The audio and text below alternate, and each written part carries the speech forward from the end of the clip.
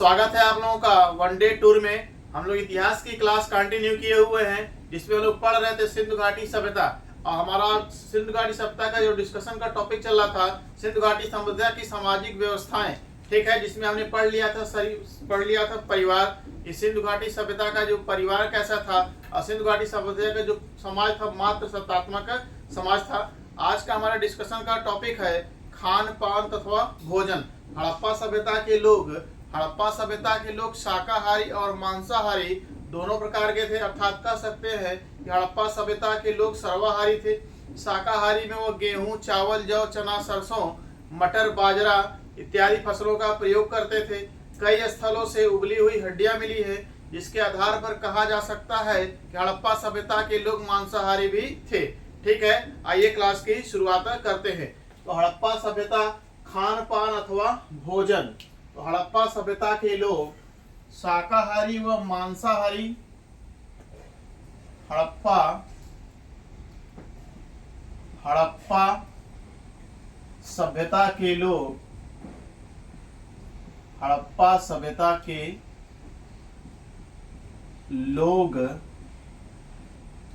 शाकाहारी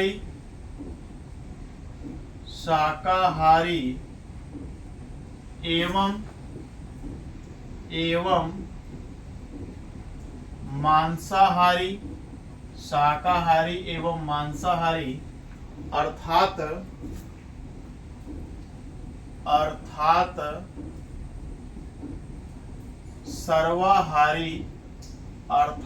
सर्वाहारी थे।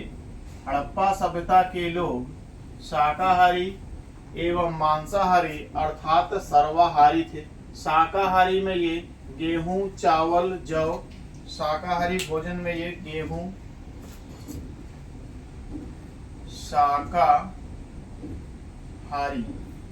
शाकाहारी भोजन में गेहूं, चावल। शाकाहारी में ये गेहूं, चावल,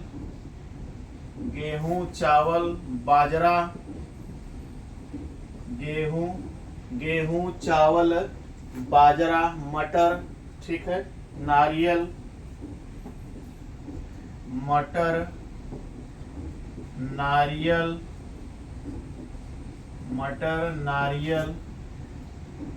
तरबूज, खरबूज,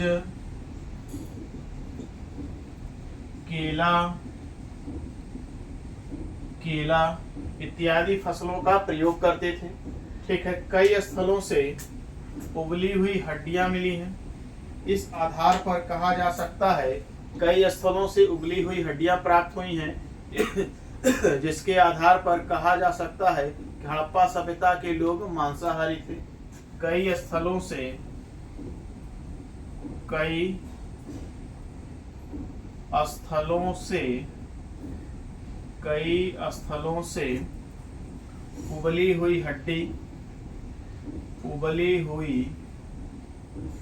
उबली हुई हड्डी प्राप्त होती है। हड्डी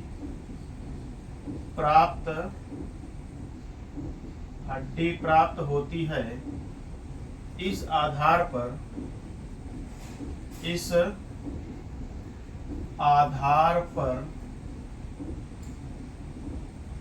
कहा जाता है कि हड़प्पा सभ्यता के लोग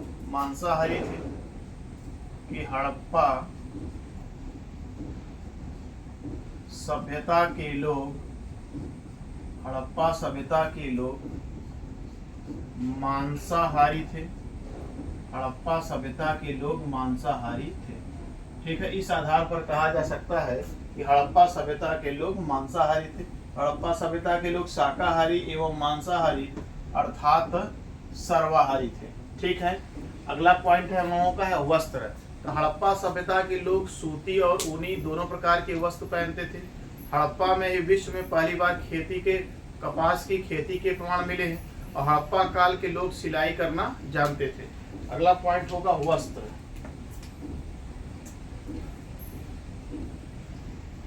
वस्त्र। हड़प्पा सभ्यता के लोग ऊनी और सूती दोनों प्रकार के वस्त्र पहनते थे। हड़प्पा के लोग ऊनी व सूती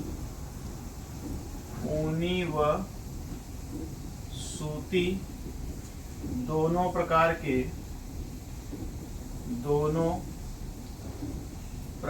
के वस्त्र पहनते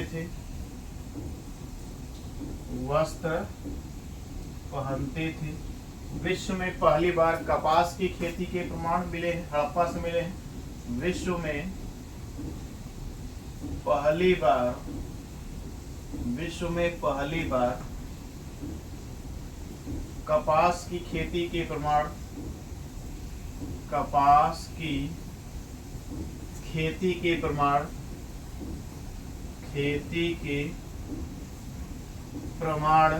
हड़प्पा से मिले हैं।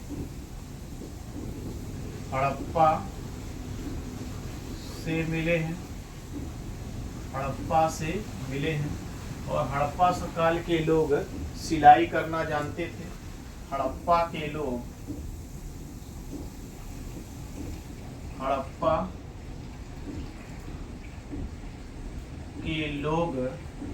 सिलाई करना जानते थे। ठीक है, सिलाई करना जानते थे। ये हो जाएगा वस्त्र। तो वस्त्र में ऊनी और सूती दोनों प्रकार के वस्त्र पहनते थे। और वस्त्र कपास के प्राचीनतम साक्ष्य कहाँ से मिले हैं? ऊनी वस्त्र और सूती वस्त्र कपास के प्राचीनतम साक्ष्य हड़प्पा से मिले हैं। और हड़प्पा के लोग सिलाई करना क्या करते थे? जानते थे। ठीक है, तो हमारा टॉपिक था आज का शाकाहारी जो खान पान अथवा भोजन। इसके बाद हो गया वस्त्र। अगला टॉपिक हम लोग का विज्ञान और प्रौद्योगिकी। तो विज्ञान और प्रौद्योगिकी के बारे में जानकारी मिलती है कि हड़प्पा सभ्यता के लोग रेखा गणित व अंक गणित के इनको जानकारी थी। जैसे सड़कें मिली है, सड़कें एक दूसरे को समकोण पर काटती थी। ठीक है, मकान की जो ईंटें थी उनका एक रेशियो था 4:2:1। इन आधारों पर कहा जा सकता है कि हड़प्पा सभ्यता के लोगों को रेखा गणित व अंक गणित का ज्ञान था। अधिकतर मकान जो थे ईंट के बने होते थे। ईंटें कैसी थी? ईंट थी पक्की ईंटें।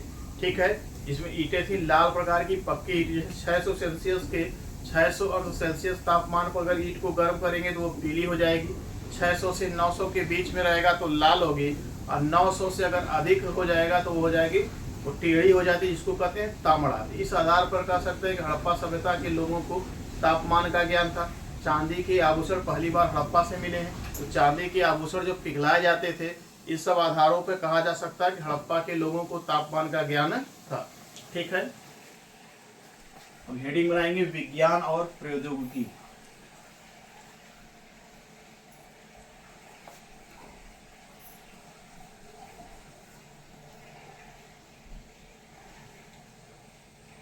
विज्ञान और प्रौद्योगिकी।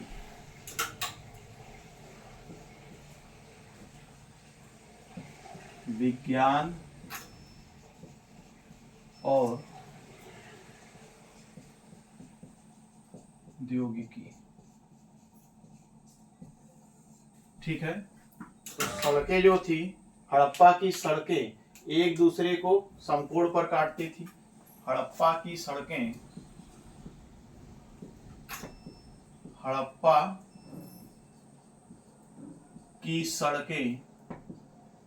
समकोण पर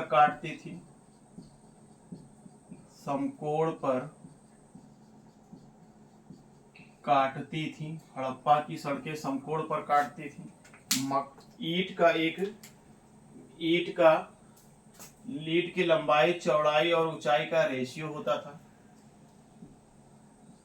ईंट की लंबाई, चौड़ाई और ऊंचाई का रेशियो होता था 4:2:1।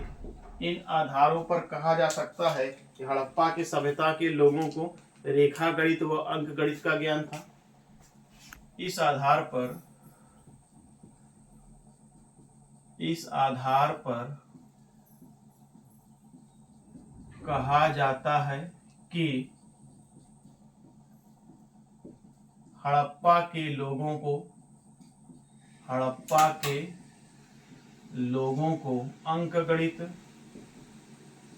अंकगणित व रेखागणित का ज्ञान था। ठीक है। अब हड़प्पा में जो ईंटें मिली हैं वो कुछ पीला, लाल और तांबड़ा। हड़प्पा की ईंटें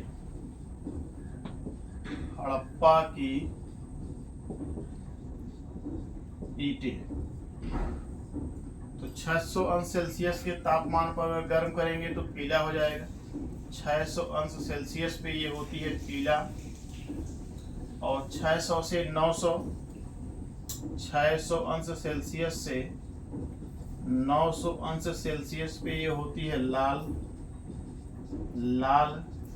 और 900 से अधिक तापमान पर 900 अंश सेल्सियस से अधिक पर ये बन जाती है तांबड़ा। और चांदी के प्राचीनतम साक्ष्य भी कहाँ से मिले हैं? हड़प्पा से। चांदी के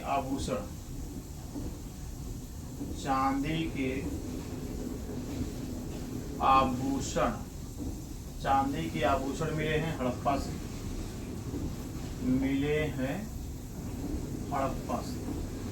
चांदी के आभूषण कहाँ से मिले? हड़प्पा से। इस आधार पर कहा जा सकता है कि हड़प्पा के लोगों को तापमान की जानकारी थी। ठीक है, इस आधार पर कहा जाता है कि हड़प्पा के लोगों को तापमान की जानकारी थी। इस आधार पर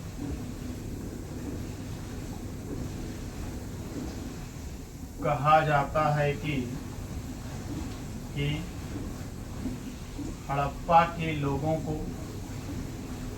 हड़प्पा के लोगों को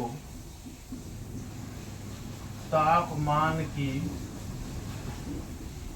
जानकारी, ठीक है, हड़प्पा के सभ्यता के लोगों को तापमान की जानकारी थी। अब अगला हमारा टॉपिक होगा हड़प्पा काल में मनोरंजन के साधन। तो मनोरंजन के साधन के रूप में यहाँ पर इंडोर गेम और आउटडोर गेम दोनों प्रकार के गेम खेले जाते थे। इंडोर गेम में सबसे जो इसका मुख्य मनोरंजन का साधन था पासा खेलना, ठीक है, नृत्य करना और संगीत करना, ये हो जाएगा इंडोर गेम। और आउटडोर गेम में धौलावीरा से स्टेडियम के साथ मिले हैं मछली का शिकार करना, ठीक है। अब मोहनजोदड़ो से तांबे की बनी एक मछली मारने की कटिया मिली है, ठीक है। आउटडोर गेम में क्या हो जाएगा? मछली का शिकार करना, स्टेडियम के प्राण मिले। इस आधार पर कहा जा सकता है यहाँ पे कुछ आउटडोर गेम होता रहा होगा। अब मोहनजोदड़ो से तांबे की मछली मारने की कटिया मिली है। अगला पॉइंट होगा मनोरंजन के साधन।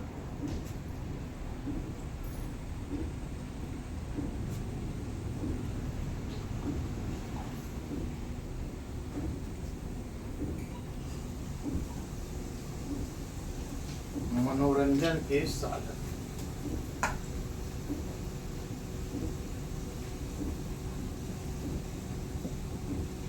मनोरंजन के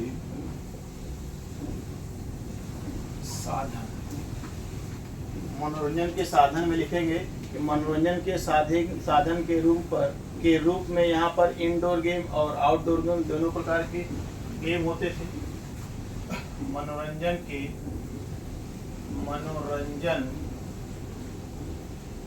साधन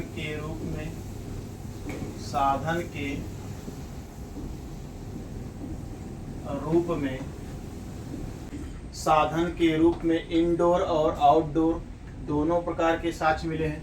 मनोरंजन के साधन के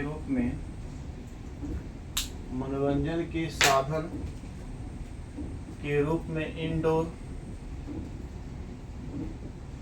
और आउटडोर दोनों प्रकार के साक्ष्य मिले हैं। दोनों प्रकार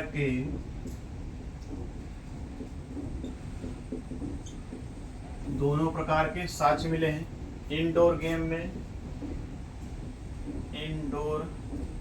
इंडोर में पासा खेलना मनोरंजन का मुख्य साधन था।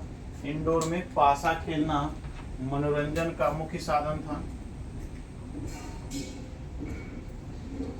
पासा खेलना मनोरंजन का मुख्य साधन था। मुख्य साधन था। पासा खेलना मनोरंजन का मुख्य साधन था। इसके अलावा नृत्य करना, नृत्य व संगीत करना, ठीक है। आउटडोर में आपका है मछली पकड़ना, मछली का शिकार करना, मछली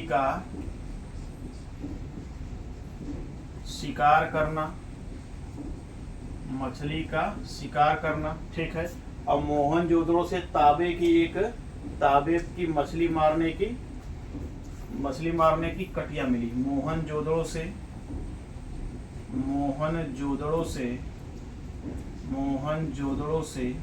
तांबे की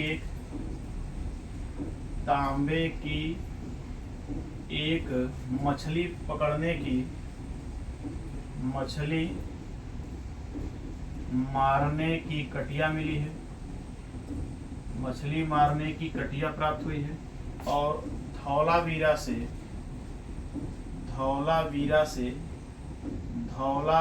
से स्टेडियम के प्रमाण मिले हैं।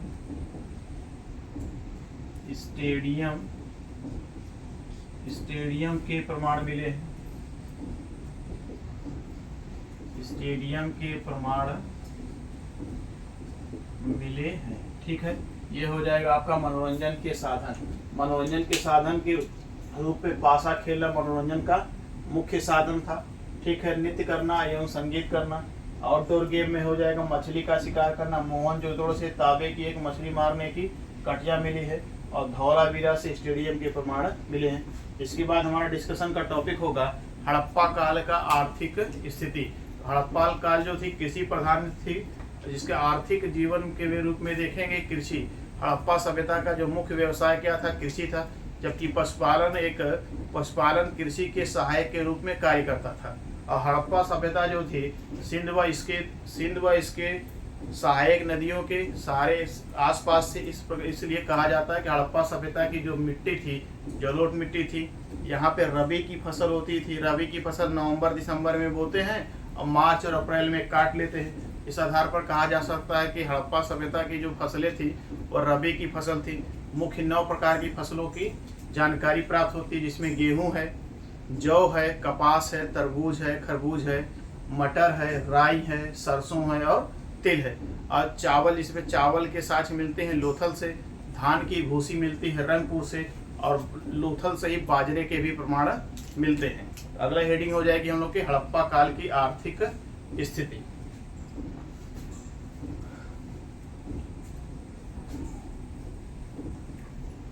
हड़प्पा काल की आर्थिक स्थिति।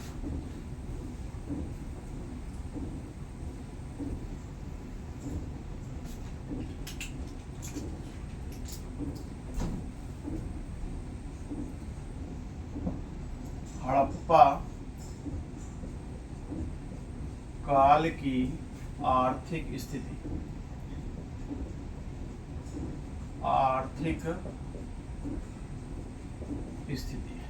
हड़प्पा काल की आर्थिक स्थिति। तो ठीक है, आर्थिक जीवन का जो मुख्य आधार था, कृषि। ठीक है, तो कृषि आर्थिक जीवन का मुख्य आधार था कृषि। सिंधु एवं उसकी सहायक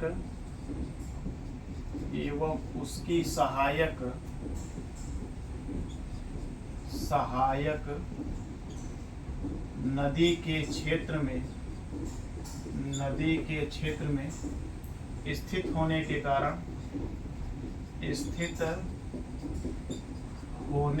कारण जलोढ़ जलोढ़ मृदा प्राप्त होती है, प्राप्त होती है। ठीक है। सिंध या उसके सहायक नदियों के इर्द गिर्द स्थित होने के कारण यहाँ की जो मृदा क्या थी, जलोढ़ मृदा थी। अब जो कृषि में जो नवंबर दिसंबर में बोते थे और मार्च अप्रैल में काट लेते थे। नवंबर दिसंबर में फसलों को बोते थे, फसलों को बोते थे एवं मार्च अप्रैल में काट लेते थे। मार्च अप्रैल में काट लेते थे, काट लेते थे। कह सकते हैं कौन सी फसल रहेगी, रबी की फसल, रबी की फसल, रबी की फसल। अब मुख्यतः 9 प्रकार की फसलें प्राप्त हुई हैं। मुख्यतः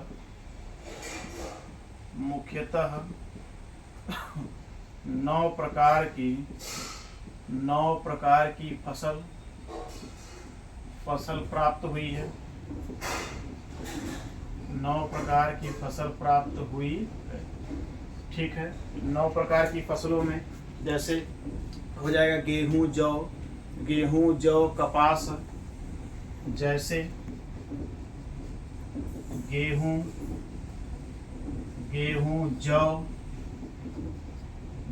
जौ, कपास, सरसों, राई। ठीक है। गेहूं हो गया, गेहूं, जौ, कपास, सरसों, राई। ठीक है। मटर,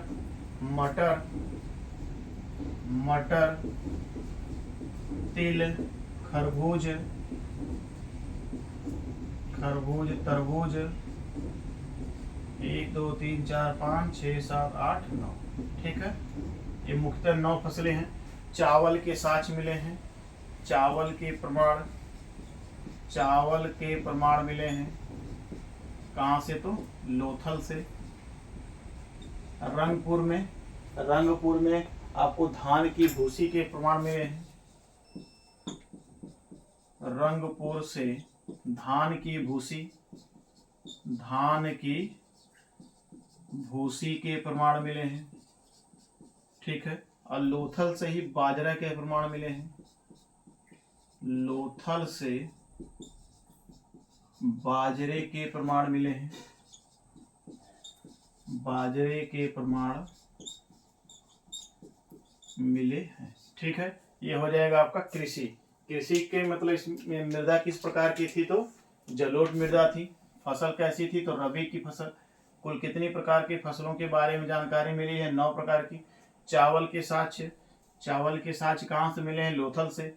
धान की भूसी के प्रमाण कहाँ से मिले हैं? तो रंगपुर से। और बाजरे के प्रमाण कहाँ से मिले हैं? तो लोथल से। ये हो जाएगा हमारा कृषि वाला पॉइंट। अगला है पशुपालन। पशुपालन में जो है, पशुपालन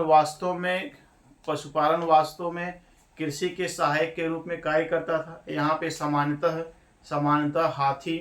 हाथी, गधा, भेड़, बकरी इत्यादि जानवरों से ये परिचित थे। अगला पॉइंट हो जाएगा पशुपालन।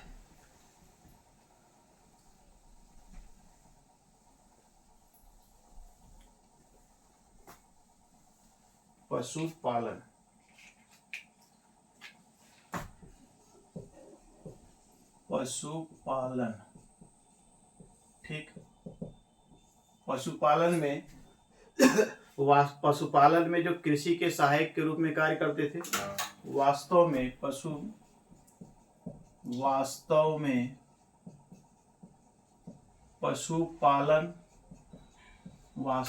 पशुपालन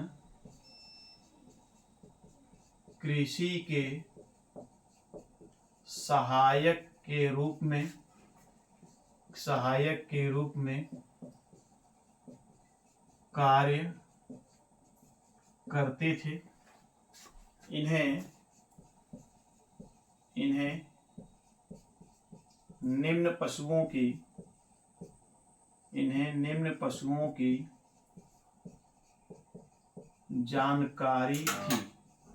पशुओं की जानकारी थी। जैसे हाथी की जानकारी थी, गधे की जानकारी थी, हाथी गधा कुत्ता, ठीक है, हाथी गधा कुत्ता, बिल्ली, हाथी बिल्ली, ठीक है, इत्यादि इत्यादि। ठीक है, आज की क्लास में इतना ही। नेक्स्ट क्लास में हम लोग पढ़ेंगे कि हड़प्पा सभ्यता के उद्योग क्या थे। ठीक है, आज की क्लास में इतना ही। नेक्स्ट क्लास में फिर मिलेंगे। वीडियो अगर अच्छा लग रहा है तो वीडियो को शेयर करिए, लाइक करिए और कमेंट आप लोग जरूर करिए क्लास आप लोग को कैसी लग रही। Thank you.